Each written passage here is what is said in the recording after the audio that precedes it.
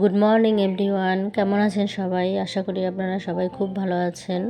আমরাও খুব ভালো আছি। এই তো সকালবেলা ঘুম থেকে উঠে কাজকর্ম সেরে পূজা করে নিলাম। আজকে পূর্বার বার্থডে, তাই একটু সুন্দর করে পূজা করে নিলাম সকালবেলা। তো পূজা শেষ করে তারপর নাস্তা করে এখন দুপুরের আয়োজন করে নিয়েছি। আজকে বানাবো চিকেন, মানে মোরগ পোলাও। তো এই যে মোরগ পোলাও এর জন্য সব রেডি করে নিয়েছি।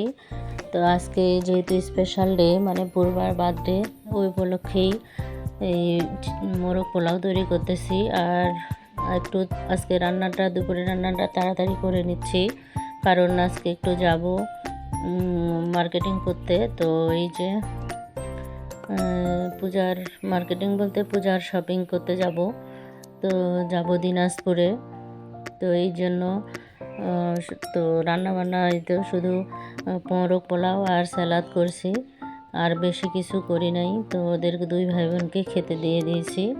খেতে দিয়ে তারপরে আমরাও খেয়ে নিয়েছি। তো খাওয়া দাওয়া শেষ করে সব কাজকর্ম গুছিয়ে রেখে পূর্বা, আমি আর ওর বাবা তিনজনেই আমরা রেডি হয়ে এই যে যাচ্ছি ট্রেনে যাব। তো ট্রেন ধরার জন্য এই যে তাড়াতাড়ি করে অটো নিয়ে যাচ্ছি রেল স্টেশনে। তো এখন দুপুর 1টার দিকে ট্রেন। তো আমরা এই যে স্টেশনে পৌঁছায় গেলাম।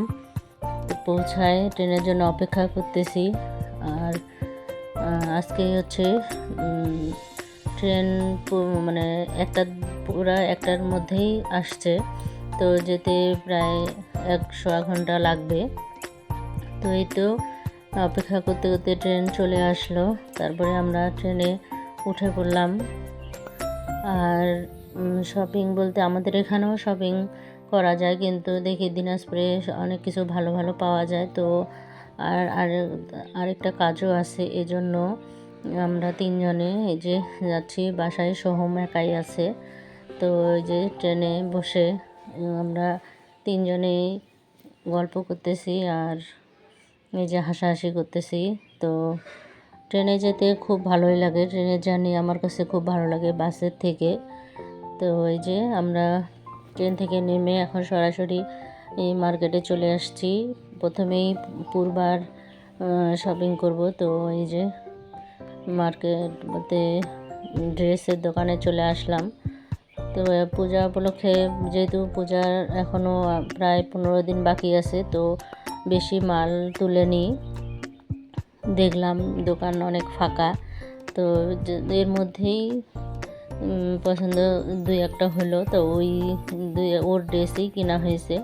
তো বেশি কিছু নেওয়া হয় নাই। তো শুধু ওর ড্রেস কিনলাম। আর শাড়ির দোকানে গেছিলাম। তো শাড়ি আমার কাছে ভালো লাগে নাই, কারণ পুরাতন মাল ওরা রাখছে, নতুন মাল আনে নাই। কারণ পূজার প্রায় 10-12 দিন বলতে 1 সপ্তাহ আগে নিয়ে আসবে, এজন্য আর শাড়ি কেনা হয় নাই। তো শাড়িগুলো দেখলাম, অতটা ভালো লাগে নাই, পুরাতন মালই আছে। তো এই যে তারপরে শুধু পূর্বার ড্রেস কেনা হলো। তো এই যে কেনাটেনা শেষ করে এখন চলে আসলাম একটু খাওয়া দাওয়া, বিকেলবেলা। তো নাস্তা খেতে আসছি রেস্টুরেন্টে। তো পূর্বা খেলো হচ্ছে নান আর গ্রিল, আর আমি সবজি নিয়েছিলাম। তো আমরা দুজনেই খেয়েছি। আর সোমের বাবা এগুলো কিছুই খায়নি, ও আবার অন্য হোটেলে পুরি আর ডাল খেয়েছে। তো খাওয়া দাওয়া শেষ করে এখন ট্রেনে চলে যাব। ট্রেনের জন্য অপেক্ষা করতেছি। এখন রাত 8টা বাজে। তো এই যে ইন্টারসিটি ট্রেন চলে আসবে 8টার দিকে। তারপরে ট্রেনে এই যে ট্রেন 8টায়, পুরোপুরি 8:15 আসছে। তো আমরা চলে আসলাম বাসায় এসে, যেহেতু আজকে পূর্বার বার্থডে, তো কেক আনা হয়েছিল। তো আর লোকজনকে কাউকেই বলিনি। তো আমরাই কেক কাটছি। তো পূর্বা আর সোহম ওর দুইজন মিলেই কেক কাটতেছে। আর এখন রাত প্রায় 10টার মতো বাজে।